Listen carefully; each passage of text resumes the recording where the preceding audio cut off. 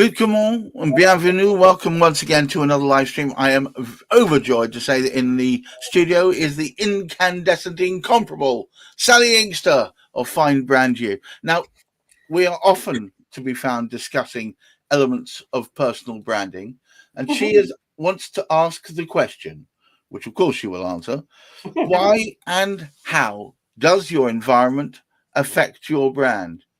Sally Inkster, how and why and how does the environment affect your brand? Do please explain as you would to a small child. As to a small child. Well, as you know, I look at personal brand with my 3 PHs. The first one being philosophy, which is all about your head and your mind, everything that goes up there. And then the second one is physicality. Now, this is where environment comes in. Last week we did health. That also comes into physicality. So environment comes in there. Now, we all know the book, the saying, you are the makeup of the 5 people who you spend most time with. Yeah. And that if you put the times that you are with people, so it's probably going to be your husband, your spouse, or your children. Well, most recently my roofer, so that'll make me a slightly belligerent Irishman. But okay, carry on. Let's take this over a couple of weeks, shall we, rather than sort of in the last 24 hours. That has been over the last couple of weeks. But anyway, moving on. Okay, moving on. You get my idea that if you are really friends with people who love going to the gym, you will probably go to the gym. If you are friends with 4 of the 5 people who are alcoholics, you're probably going to be an alcoholic. Those 2 are taken to extremes. There are lots of things in between, but you get my point.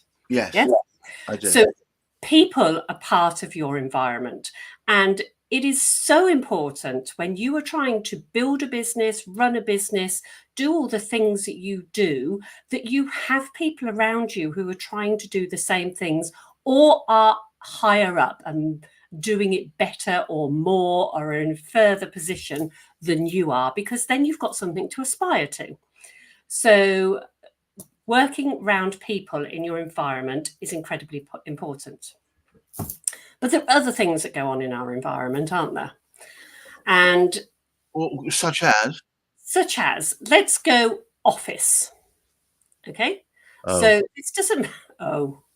This doesn't matter. My cluttered hellhole, which is sometimes can refer to an office. Are you going to allude that a cluttered, mindlessly stacked piles office will affect the way in which I am as a person? Yes. How dare you? Yeah, all right, fair enough. I'd say point taken. Point taken. I love paper. I'm terrible with books and paper. So my office can get very cluttered very quickly. But I do know when it gets over cluttered, then I lose things, I lose track of things. And I walk into the office and there's just that feeling of bleh, and I think, I'll walk out again. So I'm not. And when I've tidied it, I've cleaned it and it's decluttered, I enjoy walking in. I had this one client who I've had now for 3 years. Right. And I'm not giving away any secrets here. She's an accountant and she also lives on a farm. So she had lots going on and kids. And so she can quite literally count sheep. Yeah, literally. So she had a lot going on. And she was really, really busy with her business. But it was just so busy that she hadn't got time to work on it at all. And so rather than decluttering her head and her business, we started with decluttering her house. I am not joking. She went through that house from top to tail. And by the end of decluttering that house, her business had grown from 250 clients to nearly 700.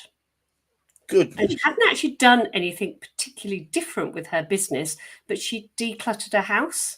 And somehow there is a saying that every time you let something go, something else comes to take its place. Well, nature abhors a void or a vacuum, doesn't it? Exactly.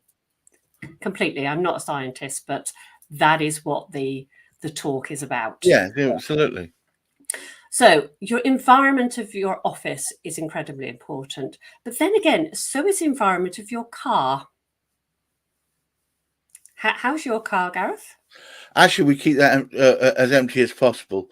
That's because it's a lease hire, so I don't want to have anything, any dirt or anything in there, so I can get back in pretty much the same condition as when I took it on. But yeah, I understand what you mean. Previous cars that I've owned haven't quite kept quite so pristine. Yeah, and so again, it all comes down to how we feel, because if you walk into a dump, you will not feel elevated. You won't feel great.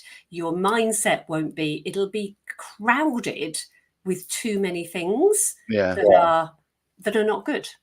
And as you know, our mind, our eyes can see, and our brain could potentially pick up millions of different things that are going on. And because we can't cope with that in our head, we only notice a certain percentage of those, and it's a very low percentage of those. And so to a certain extent, we can choose what we notice, but it's very hard to walk into a room, it's a mess, and not to get that feeling of right. And it's exactly the same when the environment needs to be in balance. So a long time ago, I was very into feng shui. I then discovered that I loved feng shui, it was great, but really it comes down to good design, and everything that you have should have a place and should have a home and should have a reason for being there. Yes, having a reason for being there, that's a very strong one. Yeah. You end up with all sorts of extraneous rubbish hanging around otherwise. You do. And it helps with flow, because we're humans, we're energy. Now, energy does not like to be trapped. It likes to flow from here to there. If you think about a river, it doesn't like to be blocked. It will do anything to get round a mountain, through a mountain. And, it will break rocks down. It will do all kinds of things so it can get past it, because what it likes is a gentle, easy flow. And that's what we want our lives to be like. That's what we want our business to be like. And that's why what we want to come over to and be like with our clients. And so having clutter where it stops that energetic flow is seriously not good for your business. It's not good for you and your health, but it's not good for your business either. Okay, so it's just that sometimes you feel like if you keep stuff there, because you might just about be ready to use it very soon, but you can't really put a time or a date on when that will be, so you keep it around just in case. Or you start a project knowing that you can only start it, but something's going to come and distract you, and then you'll pick it up later. Yeah, there's a big thing psychological about incompleting things. What's the long word for incompleting? Incompletion. Incompletion. Is that a word? Unfinished. All right, we'll go with unfinished. But it's an ADHD trait, whereby you start lots and lots of different. It does. Things. It's quite common. But even when you have ADHD, as we both do, knowing that you haven't completed something actually gives you that little knock to go, didn't finish it. So that in itself is a clutter. So it's very much looking at it and going, am I going to complete that? No, it goes. Am I going to complete it? Yes. Right. Probably in 5 years. Okay, let's put it in a box. Right. Yeah. Yeah, it's just so completing things. Yeah, is important here. It is, and I think that's part of your environment, because not completing things adds to the clutter of your environment of your office, to your home, or through your head. Right. Okay. Yeah, I can see that actually. Yeah. So it is really important that you have things as clear and easy as you can. And one of these things that I teach, because I'm a bit neurodiverse, obviously a lot of my clients are too. And so one of the things that I teach them to do is bullet journaling. Have you ever done bullet journaling? No. Ooh, it's good. Do tell more. Okay. So bullet journaling, you get up in the morning and you write a long list of all those things that are in your head and that you've thought about in the night. Oh, bullet list. So you put little dots. Okay. Gotcha. And if then you go through the list and you're not going to do all of them, we know we're not going to do all of them. It's even possible that we would think we would. But then you put a circle around the ones, well, I put a big circle around the ones I am going to do. When I've finished anything, it gets crossed off. Right. If I don't finish it, it has a little arrow going from that dot, meaning do it the next day or do it at some other time. And then every week I check back through my list for anything that had a little arrow, which means I have to carry it on.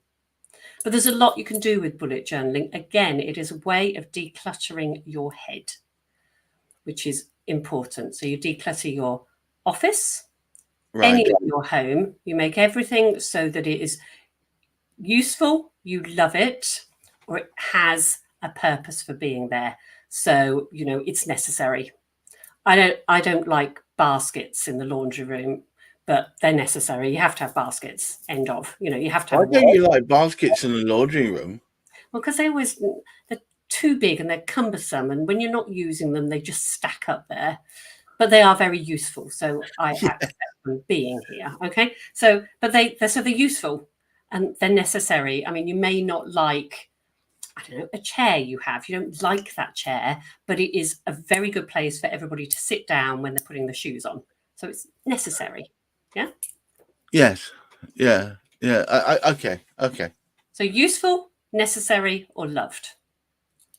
So something could be loved even though it isn't as useful as it might be. Yes. Yeah. And that's what I used to do in my styling. People used to say, do I send it to charity? Do I throw it away? And I say, no, it has to be useful. You love it. Right. Yeah. Okay. Or it's necessary. Some things in life are necessary. Whether we love them, whether they're useful, they're necessary. Yes. Yeah? Yes. Okay. So it's all about making your energy flow out and decluttering your mind of things that are not important is really hard work. And if your office is nice and tidy and calm, wherever you're looking out at, whether you've got a nice picture to look at or a window or whatever, that makes you feel good, that's great. And I used to say to my styling clients, which physicality comes a lot into it, if you go out for the day and you've dressed to go out for the day, you can always tell whether you've got the right clothes on, because sometimes you'll go out and you'll fiddle with a collar and you'll look in every window and you think, oh, I wish I hadn't put this jacket on because it's uncomfortable and I have to pull it down. And it bothers your head all day. When you've got the right clothes on for whatever you're doing and you feel good in them, you never, ever think about them. You put them on in the morning, you go out, do whatever you've got to do, and then you take them off at night. And that is the difference between having a cluttered mind of things that you don't need to think about as having a mind that will let things flow due to your environment that you're causing around you. Oh. I love it when I confuse you. Oh, okay. Well, I hadn't thought it through that way, I guess. Okay. Well, it's good. I mean, these things are good to make you think. I feel I come on here with a personal crusade to make you think or aware of things that you never were before. Well, it has been happening a lot. I mean, I deal with personal brand, obviously. I'm living a brand. And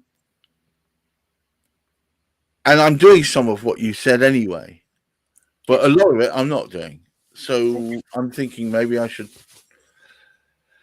take it on board and see if I improve just the way my business runs, just if I can, exactly be more effective by it. It will happen. And it's like when you have a brand and you have branding, sometimes the branding, there's just too much there and people can't work out what it is. There's just loads and loads of bits here and bits there, and different fonts and different colors and different styles and different emojis. It's just too much clutter. So even with a brand, you want to keep things flowing. Okay. Right. So we've done, and then you have to declutter your body as well. So that comes into it. So we talked about the health last week. You remember? Yes. And so the environment again comes into your toxins, what sorts of foods you're putting in you, looking at how many chemicals you're putting in. Is it proper food, or is it just processed chemicals that are going in your body? All those things help with flow, and that's all about how you feel with your energy, and your energy is your personal brand. So if you can improve your energy in any way, then that will improve your personal brand and how it comes over to other people. I've never ever known you speechless, Gareth.